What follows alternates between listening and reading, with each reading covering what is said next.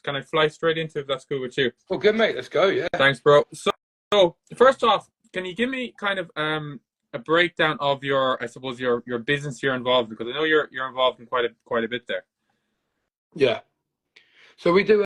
Well, at the moment, we ginger wings. So we create kind of this posh fried chicken shop in Marlow. It's quite a posh area of the UK. No, very affluent. A lot of people around, a bit of dosh, but we've got this concept where people can rock up, have a great time for not much. In this day and age, with all fine dining and doing what it's doing, yeah, it doesn't cost much to have a good time, and that's what we come in. We create these kind of amazingly baked. Oh, chicken. It's chicken wings. At the end of the day, it's fried chicken, done to the way we know how to do it from our experiences working in fine dining, but done really, really well. And what so like you do it like you have a physical bricks and mortar store, but you do a lot of kind of street food stuff as well, don't you? Yeah. Well, we are currently situated in the Crafty Tap Room in Marlow, just on the high street. Like people know Marlow.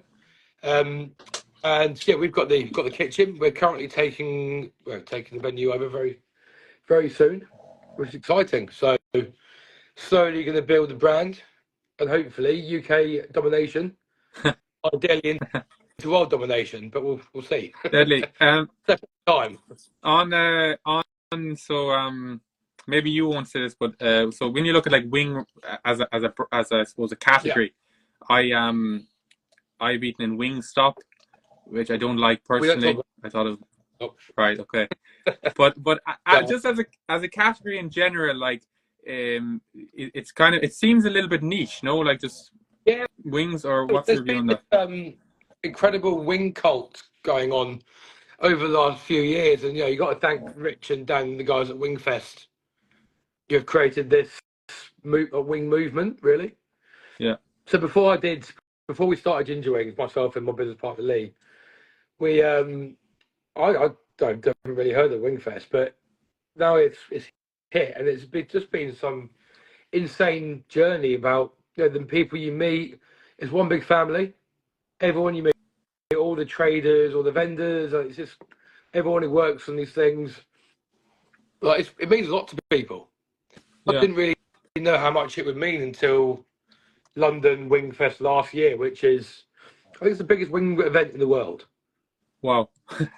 I know, if you look into America and how big wings are in America, but the amount of people that were there just for chicken wings, and all had their own little bum bags with their gloves in, their own little ready to go, spread out. It's all, it was amazing to see. A real cult kind of thing, is it? Yeah. And our probably biggest moment to date was winning London Wingfest 2023, and that was the first ever thing we've done. And first ever Wingfest, first ever event. So that will stick in the memory for a long time. Can I ask you about Naughty and Nice? That's another. Is that? Are you still involved with that? Naughty and Nice. When was that? Just over a year ago now. I believe it was September last year. September, October time. I might get that wrong, but yeah, it's an amazing concept where, well, the name says it already. So you get your naughty side, and then you get your nice side. So if you're feeling a bit naughty, go have your cake shakes, go have your very strong milkshakes, the dessert stuff, your cookies, your waffles, which we got now. We're now doing a new winter menu. So we're kind of doing these amazing bubble wraps, more very, very naughty stuff, basically.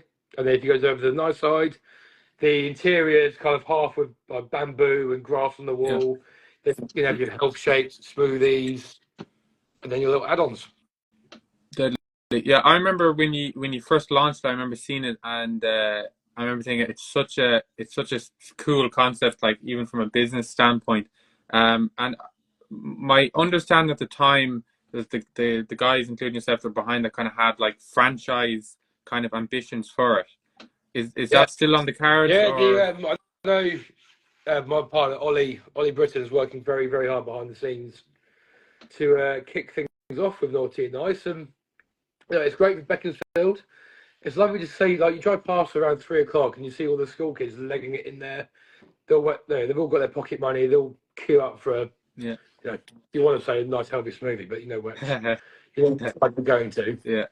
And it's something to get excited about for them. And you got Halloween coming up, and we always do something special for these little events of the year.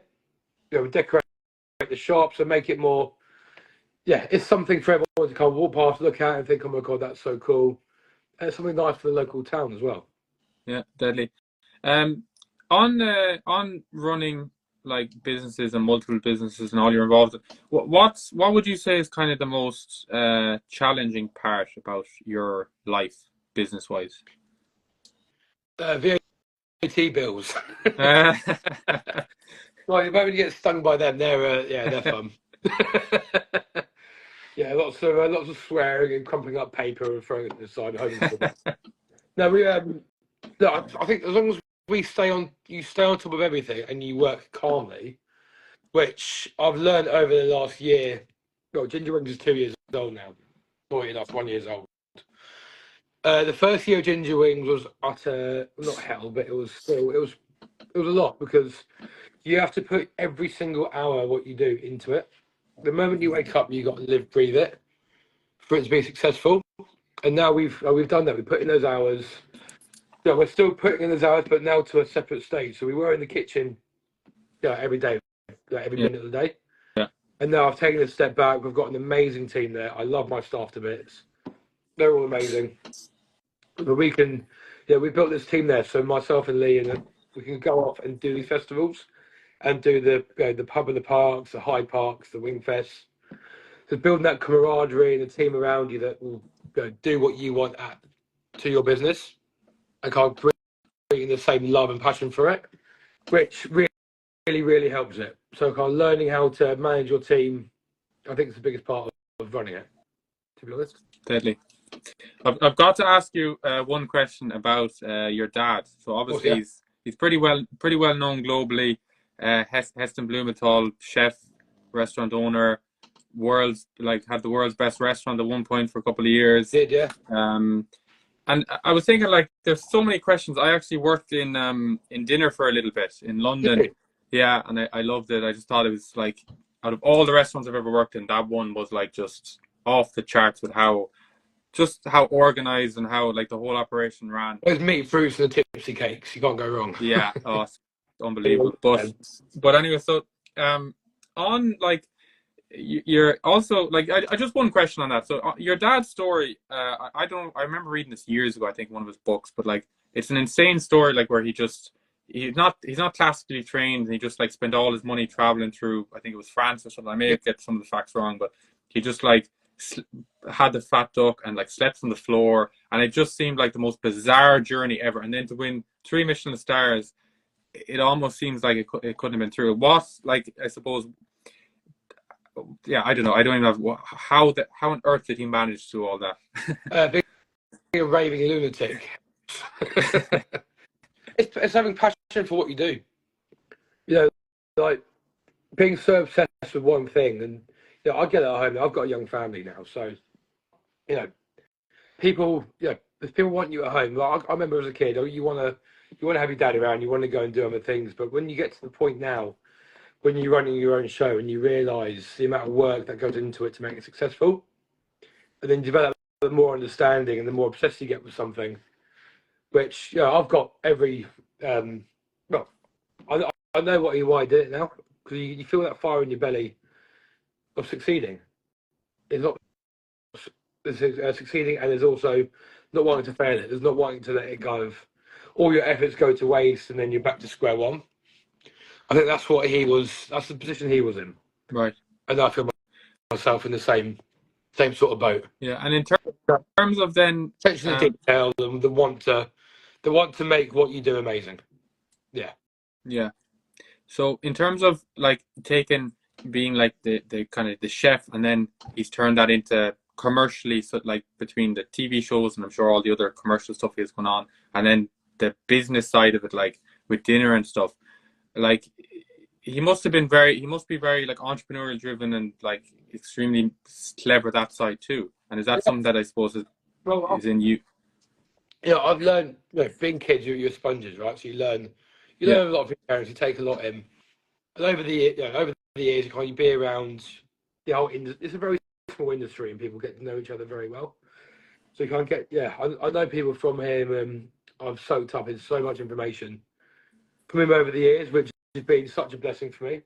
No, I'm in a very lucky position, being who I am in the industry, and I've got so much to thank for that. Doors open. It's handy, but you got to walk through those doors, and obviously you got to succeed. Otherwise, you're like an idiot. Yeah. But luckily, at the moment, we've done it right out of it, so we're not. We haven't gone down the pan just yet, which is amazing. But yeah, like learning from him and his business acumen, it's passion, it's working hard. Because I've learned on the job, and he learned on the job. Yeah. Being a businessman, like it's difficult, but the more you get into it, the more you push yourself, the more you make these very snap, rash decisions, and you just hope they're the right ones. And the more you do them, the more experience you get at them, and then eventually kind of learn how to run a business. But I'm not there yet. Keep trying. What's the last question for you, Jack? What's the future plans? Where do you see, I suppose, your business in a couple of years' time? In all major cities around the United Kingdom. Wow. That's the goal. So I'm moving. That's a big, hairy goal. Yeah, so that's the goal. So keep your eyes peeled, everyone.